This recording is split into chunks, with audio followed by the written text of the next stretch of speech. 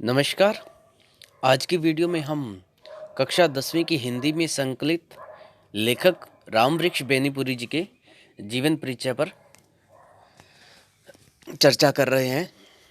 तो शुरू करते हैं इनका लेखक परिचय।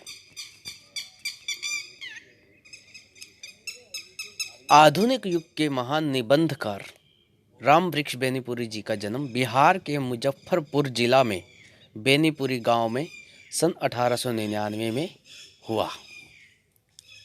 इनकी शैशव अवस्था में ही इनके माता पिता के देहांत हो गया था। मतलब ये शैशव अवस्था में थे, छोटे थे बहुत, मतलब कि शिशु थे, तब इनके माता पिता का देहांत हो गया था।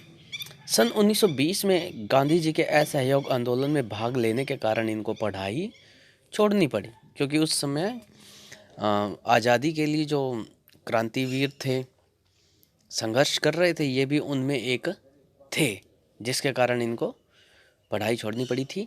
गांधीवाद में इनका विशेष लगाव था, मतलब गांधी जी से जुड़े हुए थे ये, उनकी विचारधारा में इनका विशेष लगाव था। रामचरितमानस पढ़कर इनका मन साहित्य की ओर आकर्षित हो गया। स्वतंत्रता सेनानी होने के कारण कई बार जेल भी जाना पड़ा। सन 1968 में इनका देहांत हो गया। तो गिनी चुनी बातें हैं। इनका जन्म 1899, मृत्यु 1968। तो बेनीपुरी इनके गांव का नाम साथ में जुड़ा हुआ है, मतलब बेनीपुरी गांव में जन्म हुआ। ये बिहार में है, बिहार के मुजफ्फरपुर ज़िला में है। और जब ये छोटे से शिशु थे तब इनके माता पिता का देहांत हो गया। गांधी जी के आंदोलन में भाग लेने के कारण इनको पढ़ाई छोड़नी पड़ी। गिनी चुनी बातें हैं, जल्दी याद होने वाला है। रचनाएं। रामवृक्ष बेनीपुरी ने मात्र 15 वर्ष में ही लिखना प्रारंभ कर दिया था और कई पत्र पत्रिकाओं का संपादन भी करने लगे। तो 15 साल की उम्र में इन्होंने लिखना शुरू किया, मतलब कि ये 9वीं 10वीं के स्टूडेंट रहे होंगे, और तब भी इन्होंने अपना लेखन क्षेत्र में अपना कदम रखा। इन्होंने हिंदी साहित्य की सभी विधाओं में अपनी लेखनी चलाई है। सभी विधाएं मतलब हिंदी साहित्य की गद्य विधा के अंतर्गत निबंध, नाटक, उपन्यास, रिपोर्टाज, डायरी, संस्मरण, यात्रा वृत्तांत, ये सब इन्होंने लिखे हैं। इसके अलावा इनकी प्रमुख या मुख्य रचनाएं निम्नलिखित हैं। पहली है बालक, पतितों के देश में, किसान मित्र, नई धारा, चिता के फूल, माटी की मूर्तें, नेत्रदान। नेत्रदान। इसके बाद इनकी अगली रचना है गेहूं और गुलाब, अम्बपाली, जंजीरें और दीवारें आदि इनकी प्रमुख रचनाएं हैं।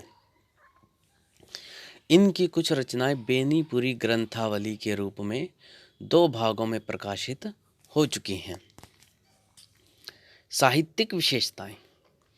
बेनीपुरी जी ने अपने साहित्य में नए आयामों को स्थान दिया है। परंपरागत रूढ़ियों से ग्रस्त समाज से टक्कर लेकर अपने युग में सर्वत्र क्रांतिकारी पग उठाए हैं।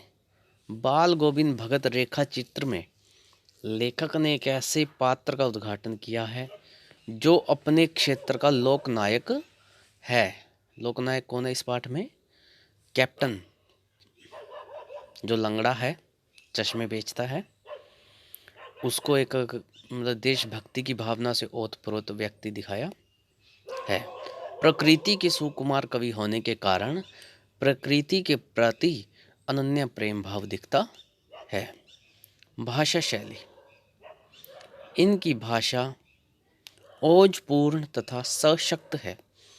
इन्होंने अपनी रचनाओं में प्रांतीय शब्दावली का भरपूर प्रयोग किया है। प्रांतीय मतलब एक विशेष क्षेत्र की भाषा शैली का मात्र, कंठ, अकस्मात, आवृत्त जैसे तत्सम शब्दों कभी का भी प्रयोग किया है। इनके साथ साथ रोपनी, खंजड़ी, जाड़ा, तूल, लंगोटी जैसे देशज शब्द भी प्रयोग किए हैं, सीधी बात है। तो ये शब्द हमने सारे के सारे बाल गोविंद भगत पाठ में पढ़े हैं। कहीं कहीं काव्यात्मक शैली, भावात्मक, चित्रात्मक तो कहीं वर्णात्मक शैली के दर्शन होते हैं। तो इनकी विभिन्न प्रकार की लेखन शैली भी है। तो इस प्रकार से ये आपका लेखक परिचय है, बहुत ही आसान शब्दों में है। इसे आपने याद भी करना है और लिखना भी है। अगली वीडियो में हम अब आपकी कक्षा के किसी अन्य लेखक पर चर्चा करेंगे। तब तक के लिए आप इस चैनल से जुड़े रहें। धन्यवाद।